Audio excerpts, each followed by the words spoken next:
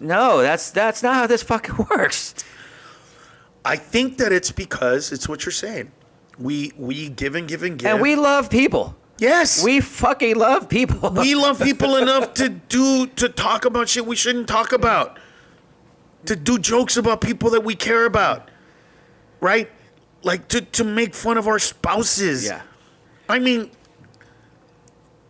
imagine the thick skin or the perspective or whatever word you want to use to be married to Rita Rudner. Think about that. Yeah. She literally has for decades gone on stage and said, men are pretty fucking dumb. Here's an example. My husband. And that dude, like, he must be an incredibly balanced, human being to be able to go, oh, those are just jokes. That's not who I am. Yeah. And And whatever. I'm sure her husband thinks that because He's got to, right? my husband is just the way for everybody to connect with every female with their spouse. Oh my God, that's what you do. That's what you do. And it's Right. brilliant. It's fucking brilliant what Correct. she does. Yeah, no, I love what she does. And, she's one of those people that can do it without all the tricks and bells and whistles. Like, I'll go up on stage and use every part. I'll use the mic. I'll use the mic stand. Yeah. I'll use the mic cord. Dude, I mean. She doesn't move. She just stands in a beautiful gown and talks. And gets huge laughs. Kills it. Just utterly destroys it. And so she has to accept, right? In order for her to perform, she's got to accept that this is what I do. He's got to accept that's what I do. But they're like a couple. It's different, right? For us, it's about, man, I just gave and gave and gave and gave. And you know what it is? It's the person who comes to the show tonight and waits in line and buys a shirt and gets an autograph and takes a picture and tells me a 3-4 minute story and then hangs out, does some, sings a karaoke song, hangs out with us, and at the end of the night or toward the end of the night, they're like, hey, can we take another picture and do this? And, I'll do it, but in my head, I'm like, you already had your fucking time. Yeah.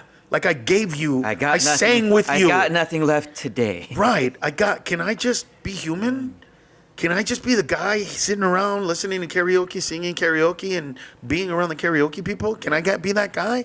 Because I was Carlos this whole fucking time. Can I be Ned for a minute, please? But you can't do that because it's still their moment. And that's why sometimes for us, it's just better to stay away. Yeah. So you feel the same shit I do. It's just in a different way.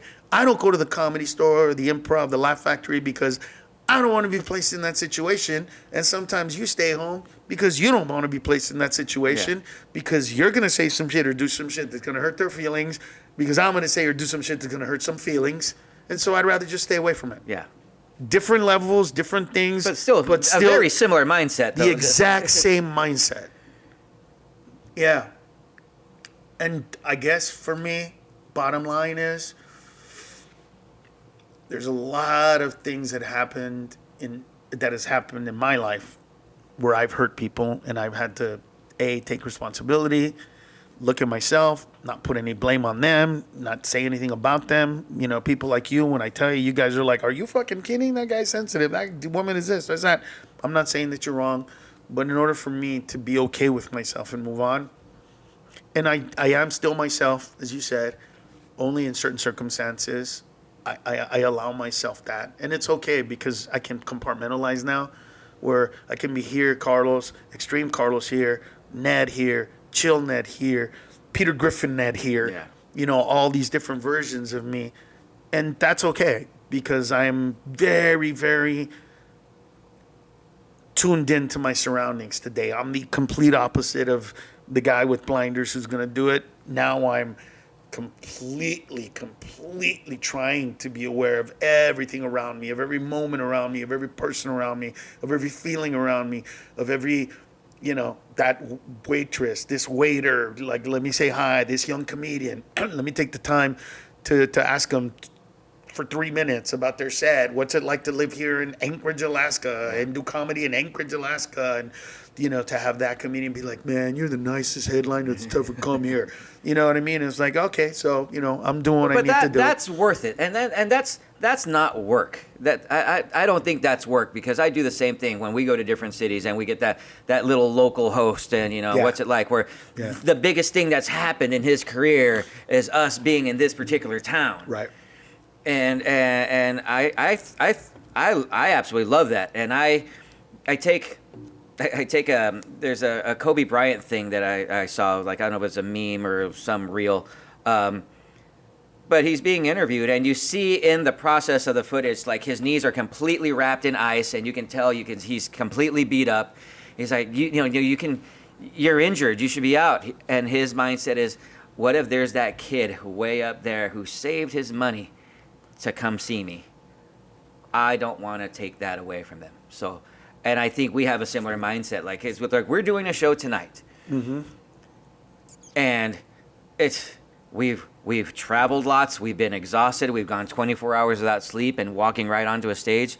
I remember we were in Philadelphia, and I said Pittsburgh, and got called on that so many fucking times, because I was just so loopy and and it's the people it's always worth it.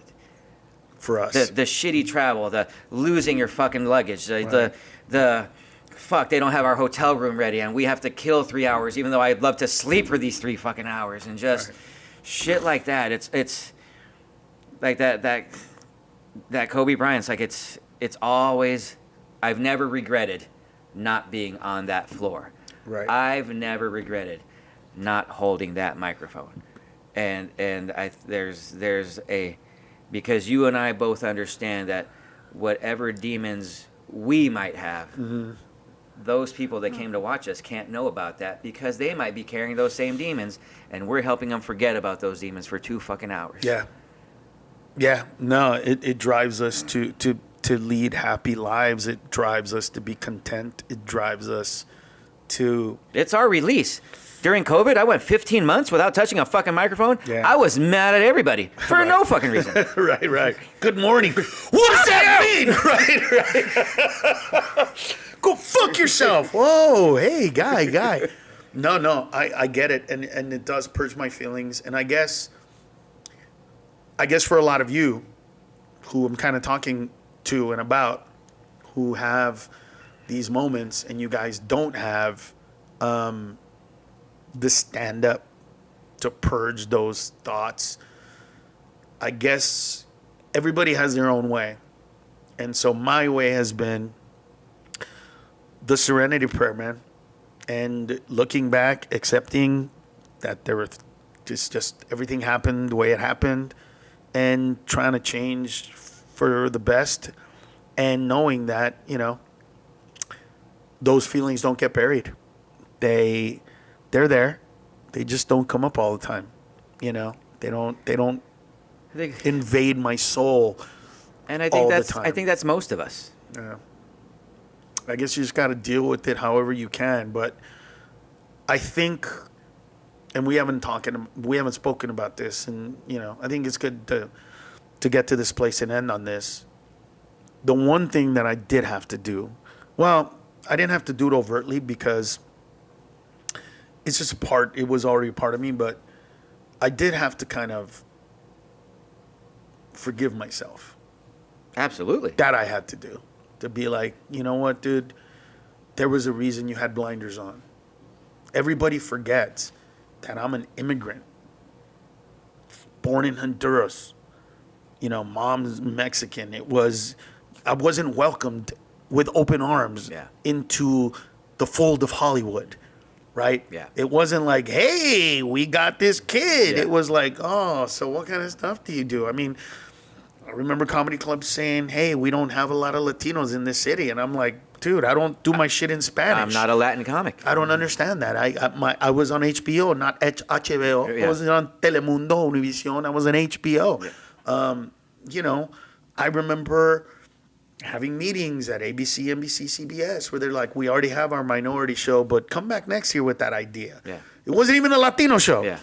It was a minority. They had a black show or a whatever show or, you know, with an Asian show, whatever it was. We filled our quota this year, but come back next year. Right. Where I don't think any white comedian ever heard, we have enough white shows. Yeah. We have enough. I mean, I know that there's some comedians that are like, you know, that turn it into racism and like, especially back in the day, the WB is all black people. What are you talking about? Yeah. Wait. The only reason back in the day the WB existed in that format where it was almost all black shows is because those people were not allowed on ABC, NBC, CBS, and Fox. Yeah. Let's just be honest. That's why they called it the We Black Network. That's right. I remember. Yeah. And the You Pick a N, UPN. Yeah. You pick the N-word. Yeah. That was it, because both of those were servicing an audience that didn't get serviced. It's actually deeper. It was advertising dollars that were reserved, that allocated for minorities. And that's why that all stems from, because from soda to beer to laundry detergent, they had money set aside, and that they were just trying to cash in on those dollars. All right, we'll make a couple of black shows. Yeah, sure. Yeah. Sprite. Yeah, Sprite. You guys want some? Yeah. Nike. You got okay. We got it. Yeah. We got it. You know, a couple of Hennessy commercials with a rabbit. Yeah, not a problem. Some Corona commercials. Yeah, we got it. Got it. Yeah. So I wasn't welcomed into it. That was not it. It was difficult. It wasn't easy. You know, when the book comes out, people are going to go, oh, my God, I had no idea. Didn't know this was happening. Didn't know you were dealing with this. But that's not our job. Our job is to take all of that, put it on a shelf, know that I live in that house where that shelf exists, but I'm going to go on stage tonight and destroy it. And make every single person think this is the best comedy show I've ever seen in my entire life. Now, at the end of the show, it might not be the case, whatever it is, but at least I know I did my fucking best. I gave it my 100%. I didn't go, well, I'm going to go slow, I'm going to go cheap, I'm going to go sad. Nope, I pedaled to the metal, gave them everything I had. Just turns out, like an athlete, sometimes you got it, man. And sometimes, you know, you get walked. And sometimes you get lucky. And sometimes, you know, you get, you know. Sometimes we need the ice bags around our knees. Yeah, sometimes you need the ice bags around our knees. And when that day comes, I think you just have to accept it. But if you're cutting, that is an extreme reaction to whatever is happening in your heads. And I literally do suggest that if you're causing any harm on yourself, you are that close to doing something even worse. So please talk to somebody, seek help, because what you just need is a perspective on how to connect with your own humanity. And know this, man, whatever anybody out there is feeling at this very moment, you're not alone. You've said that. You know what? I'm not even the best person to say this, because he says this all the time about you are not alone when it comes to whatever you're feeling in life. Yeah. There's not one thing that one person is going through right now that a million people haven't gone through before. There's not one thing. Extremes. And I always go to the extremes where, like I told you, like deaths, breakups, losses, stuff like that. You are not the only person going through this. Right. Where the demons start is you convince yourself you're the only person. Right. And just talk to somebody, anybody. If you're lucky enough to have your parents, talk to them. Got a brother or sister, best friend. You and I have had very late night conversations before where the sun's coming up, like we should probably get to sleep. Yeah. But just because one of us had something to get off our chest. Right. And we're smart enough to recognize, oh, this is something serious, right. not just a bullshit situation. Right. Yeah.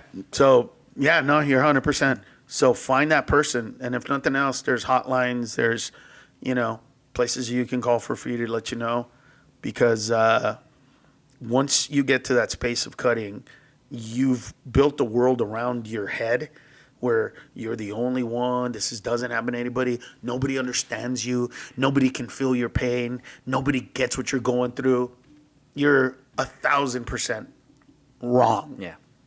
no matter what you're dealing with, somebody not only dealt with it, will deal with it, but is dealing with that very exact thing at that very exact moment that you're dealing with. And maybe you just need to know that. And the reason why we say this is because when we have demons, we go on stage and talk about some part of that. And when the audience laughs in recognition of whatever that moment was that turned into a joke, in ourselves, we go, oh, fuck. We're not the only ones. We are not alone. We never We are. are not alone. You are not alone, my friends. And yeah, this was a dark one, but you know what? That's why it's in between the laughs. Because in between the laughs might be some more laughs. And it just might be a show like today. I hope you're living your best life.